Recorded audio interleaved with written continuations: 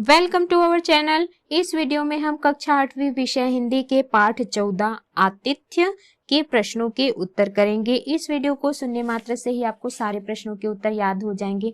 तो अगर आपने हमारे चैनल को अभी तक सब्सक्राइब नहीं किया है तो जल्दी से सब्सक्राइब कर लीजिए और इस वीडियो को लाइक कर अपने फ्रेंड्स को जरूर शेयर करें। तो चलिए शुरू करते हैं। सबसे पहला प्रश्न है, लेखक के द्वारा की गई पद यात्रा का क्या कारण था? इसका उत्तर है, लेखक ऐतिहासिक महत्व के स्थानों को देखने के विचार से पद यात्रा की। अगला है प्रश्न दूसरा, हेडमास्टर जी ने लेखक को अपने घर पर न ठहरने की क्या वजह बताई?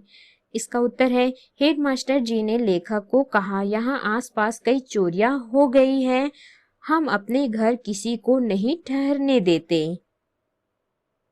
अगला है प्रश्न तीसरा, थकावट के दुख से भी अधिक दर्द था मर्माहत अभिमान का, लेखक द्वारा इस तरह कहे जाने का क्या कारण हो सकता है? इसका उत्तर है, दिन भर की पैदल यात्रा के बाद लेखक थके हुए थे। उन्हें उम्मीद थी कि हेडमास्टर साहब अपने बंगले में रात्रि विश्राम करने देंगे, किंतु हेडमास्टर ने इसकी अनुमति नहीं दी और उन्हें धर्मशाला भेज दिया।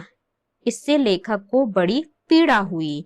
उन्हें थकान के कारण जितना दुख हो रहा था उससे अधिक पीड़ा भीतर के आहत अभिमान की थी। अगला है प्रश्न चौथा, थके हुए लेखक के मन में हेडमास्टर जी के घर ठहरने को लेकर कौन कौन सी भावनाएं उठ रही थी? इसका उत्तर है, थके हुए लेखक के मन में अनेक भावनाएं उठी, जैसे जिस व्यक्ति अर्थात हेडमास्टर के यहाँ मेरी कुछ आवश्यकताओं की पूर्ति आसानी से होगी, जैसे पैर धोने के लिए गर्म पानी, मलने के लिए गर्म तेल, साथ ही यदि गर्म दूध मिल जाता तो सोने पर सुहागा वाली बात हो जाएगी। अगला है प्रश्न पांचवा, हेडमास्टर से मिलने के पूर्व और उसके बाद में लेखक के मनोभावों में क्या परिवर्तन हुआ? इसका उत्तर है, हेडमास्टर से मिलने के पूर्व लेखक की पूर्व कल्पना थी कि उनकी सभी आवश्यकताओं की पूर्ति हेडमास्टर के यहाँ पूर्ण हो जाएगी, परंतु उनसे मिलने के बाद इसके विपरीत प्रतिक्रिया हुई, क्योंकि हेडमास्टर ने अपने घर पर कोई भी सुविधा प्रदान करने से मना कर दिया, परंतु धर्मशाला का रास्ता मार्ग जरूर दिखला दिया। अतः बाद में लेखक के मन में विचार आया कि अनजान व्यक्ति इतना रूखा व्यवहार तिरस्कार क्या उचित है? अगला है प्रश्न छठवां, परिचय पत्र देखकर हेडमास्टर के विचारों में किस प्रकार का परिवर्तन हुआ होगा, सोचकर लिखिए। इसका उत्तर है, परिचय पत्र देखकर हेडमास्टर के मन में यह विचार उत्पन्न हुए कि उनके समक्ष खड़ा हुआ व्यक्ति कोई चोर या लुटेरा नहीं हो सकता।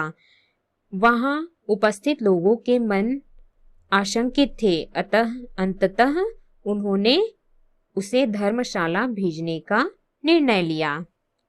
अगला है प्रश्न सातवां, लेखक चोर नहीं था, इस बात का विश्वास दिलाने के लिए उसने क्या किया? इसका उत्तर है, लेखक चोर नहीं था, इस बात का विश्वास दिलाने परिचय पत्र दिखाया। अगला है प्रश्न आठवां, लेखक के अनुसार जीवन के पथ पर अकेले चलना क्यों कठिन है? इसका उत्तर है, जैसे सड़क पर चलने के लिए नियमों का पालन करना पड़ता है, वैसे ही हमें जीवन पथ पर सफलता पूर्वक चलने के लिए महापुरुषों के बताए गए वचनों को अपनाकर उनका अनुसरण करना चाहिए। इससे हमारा जीवन रूपी सफर आनंदमय प्रतीत होता है। अगला है प्रश्न नौवां, गहरी सहानुभूति दिखाने वाले की आज्ञा का उल्लंघन आसान नहीं होता। इस पंक्ति के द्वारा लेखक अपने दुखिया भिक्षुक मित्र के किन भावों को बताना चाहता है?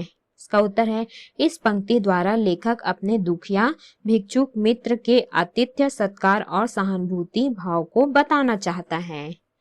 अगला है प्रश्न 10वां, उन्हें क्या मालूम कि जो उनके लिए अंधेर है वह मेरे लिए महा अंधेर है। लेखक ने महा अंधेर किसे कहा है? इसका उत्तर है, लेखक के अनुसार अनेक विपत्तियों से घिरे होने के बावजूद भी यदि कोई अन्य विपत्ति आ जाती है जिसका निराकरण कठिन होता है, इसे ही लेखक ने महा अंधेर कहा है।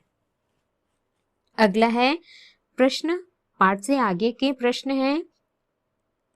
पहला, जब सभी लेखक की अवहेलना कर रहे थे तब धर्मशाला के गलियारे में भिक्षुक ने उसकी सहायता और सेवा की। भिक्षुक के इस व्यवहार को पढ़ते समझते हुए आपके मन में कौन से भाव उत्पन्न हुए? इसका उत्तर है, भिक्षुक के इस व्यवहार से हमारे मन में भी सहानुभूति और आतिथ्य सत्कार की भावना उत्पन्न होती है।